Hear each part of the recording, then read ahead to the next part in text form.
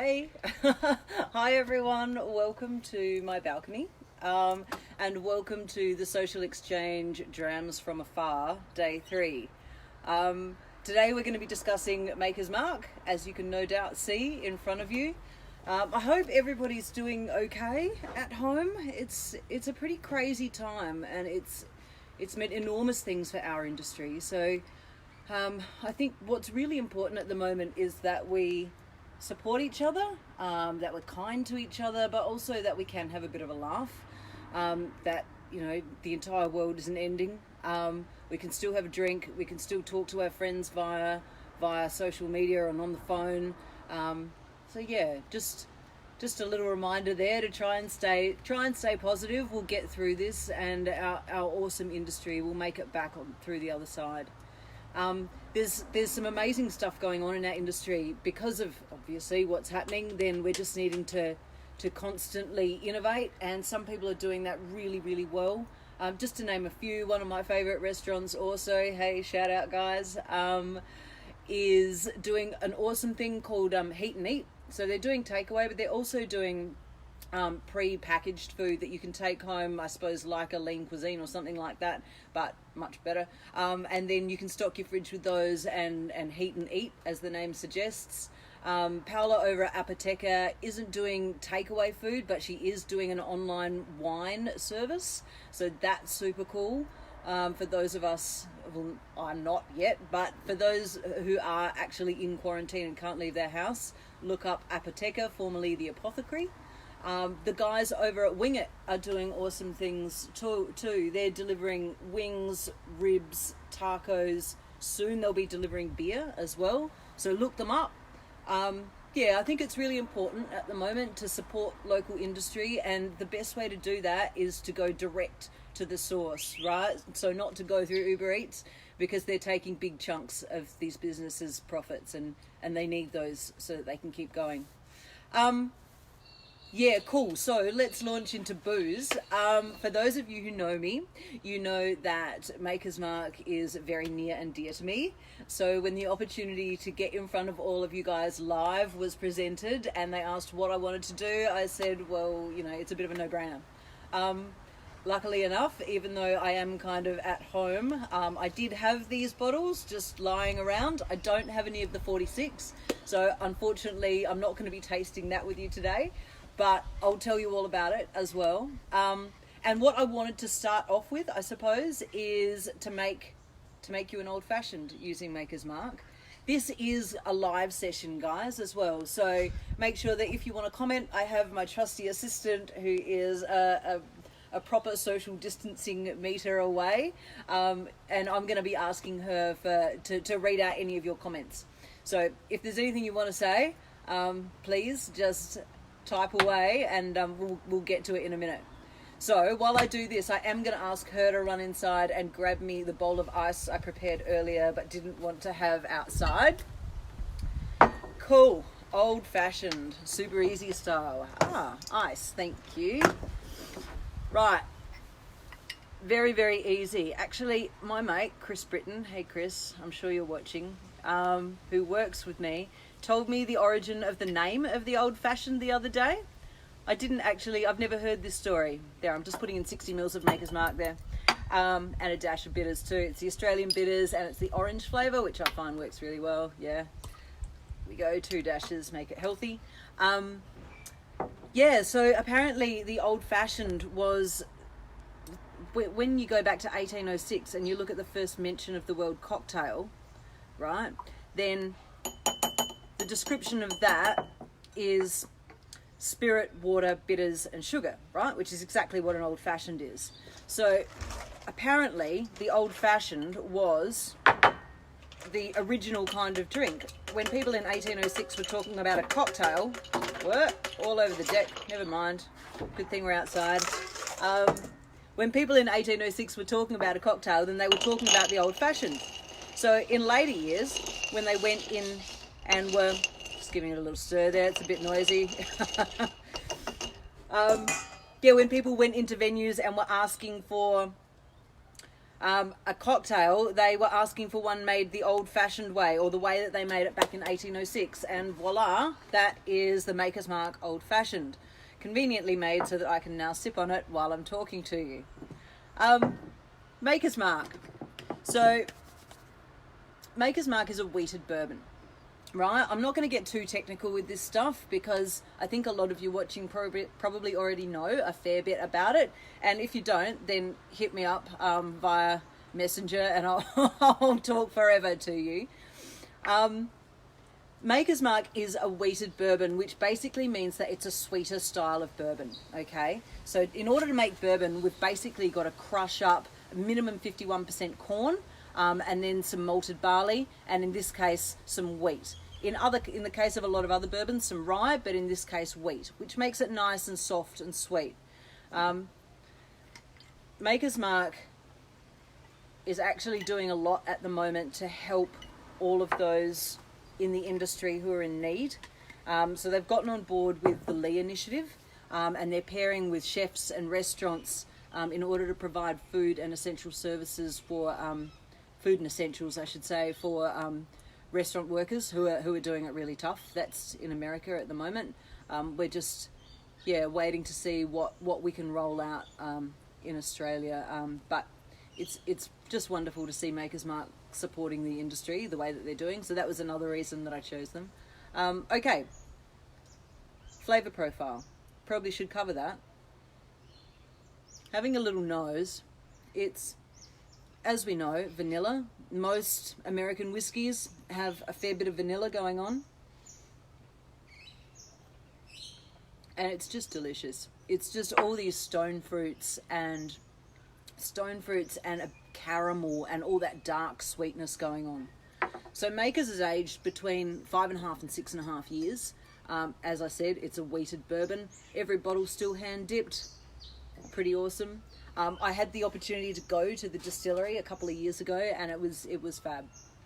Yeah, so if you're ever in Loretto, Kentucky, when the world calms down, make a point of going there. It's I've heard it described as Disneyland for adults.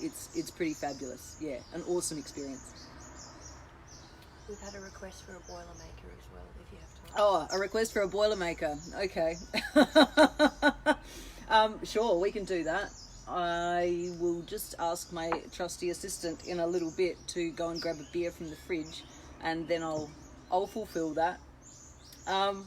Cool. So I think most people are fairly familiar with Maker's as it is, but this one's the Maker's Private Select, which you may not actually have come across before.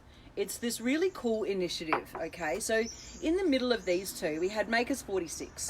So Maker's 46 was, you took Maker's Mark, you took it out of the barrel, you added 10 lightly toasted French oak staves, okay? Then you aged it for another Kentucky winter. And that was Maker's 46. The reason it was called Maker's 46 was not, as I have heard some people say, Stewie Morse, if you're listening, it was not because 46 people died during the making of it. It was because it was batch number 46 of all the experimentations that were done that was decided on. So if you extrapolate that idea a little bit, then we come up with the Private Select, and basically what you can do with this, and this one is made by Australian bartenders, is a bunch of people go over to Kentucky and go down into their basement. What do they call it? Not a basement, cellar. There, that's better. Go down into their cellar. That sounded a little bit creepy, stalkery, didn't it? Basement. Go down into their cellar, and you can choose between 5 different types of oak that you want to flavour your Maker's Mark with. So we have the lightly toasted French oak staves that went in here. We have a baked American oak, and we've got 3 other sorts of French oak. So you get to taste all of these whiskies and go, okay, maybe a little bit of this French mocha and a little bit of this baked American, and then your Maker's at cask strength goes into a barrel made from the staves that you've chosen, and you end up with your own personal flavour concoction right there. So if you can see this was made by Australian bartenders. This was the Makers by Shakers. And on the back here, we've got oak finishing staves. So this one says they have chosen seared French cuvee, the Maker's 46, so the lightly toasted, the roasted French mocha, and the toasted French spice. Okay, so out of those 5, they've chosen all French, no American, except the original American, of course, that was made using the original product. And this comes out at cask strength. So this is 112.2 proof or 56.1. Got a question. Would you recommend Woodford Reserve? Would I recommend Woodford Reserve? I would definitely recommend Woodford Reserve. I'm a huge fan of all things bourbon. I think Woodford Reserve is a fantastic bourbon. Yeah, I'm not as familiar with it as I am with Maker's Mark. But yes, I have definitely been known to drink Woodford Reserve in the past. Okay, so a little taste of this private select here. And it's a high ABV, okay, which adds to certain drying elements. But I think because we've gone with, like I said, all of these French oaks rather than the top one, the baked American, it's got a lot of spice, a lot more spice than a regular Maker's Mark, which is really interesting to see. There's still the sweetness coming through because it's a wheated bourbon, but yeah, heaps of spice along the side there. Yeah, it's definitely delicious. I definitely recommend getting around it if you can get hold of any. And that's always a big if. Or if you're a part of a large company, when the world calms down, why not go over to Maker's Mark with your company and make your own bottling? I mean, that'd be pretty cool. Now, guys, what I'm doing right now is cracking something for you. Oh, well, I was going to, and now I've broken the bloody thing. I'm cracking something pretty special for you. This is a Maker's cask strength that I was saving for a rainy day. And it looks like this might be that rainy day. My trusty assistant has gone in to get me a knife. Oh, yep. I don't know any of them. The steak knife. Let's do it old school style. Jesus, here we go. Breaking into the Maker's bottle. This is a bottle that I brought back from duty free. And yeah, I've been waiting to share it with some special people, and you guys are those special people. So that makes me really happy that I'm able to open that for us today. So this is Maker's cask strength. If you haven't tried it, you should. This is not the first time I've tried it, but I'm telling you right now, it's delicious. This is the closest you can get to drinking Maker's straight out of the barrel. It's phenomenal, right? This particular bottle is 55.45%. Yeah, it's pretty yummy. Those of you who know me know that I will be in a super happy place right now. Let's go, shall we? There's still vanilla. There's orange. Yeah, there's still dark sweetness.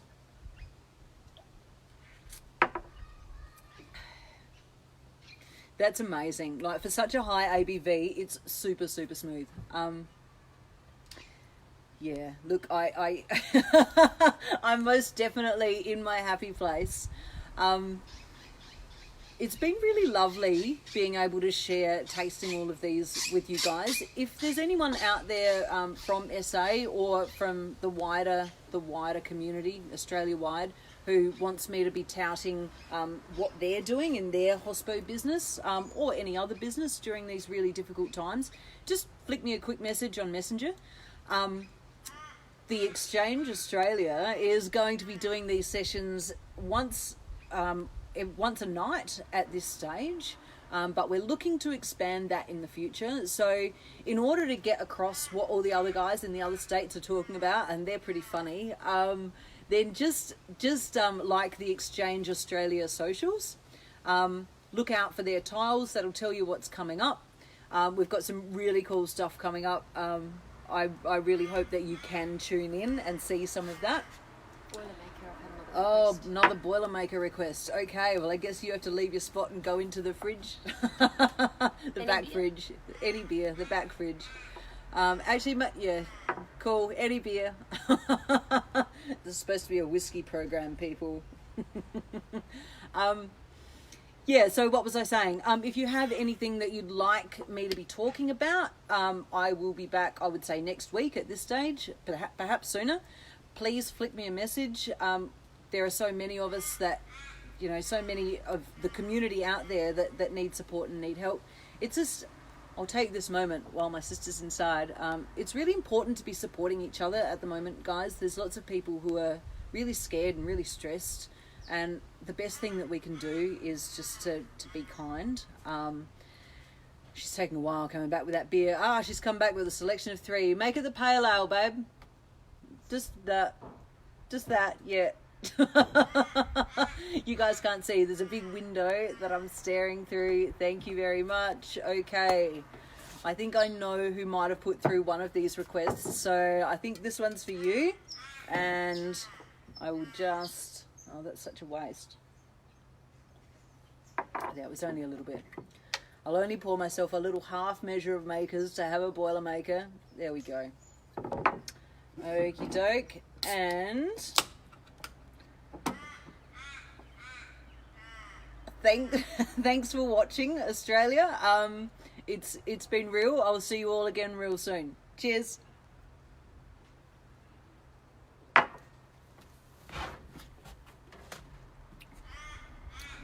Finished? Yes.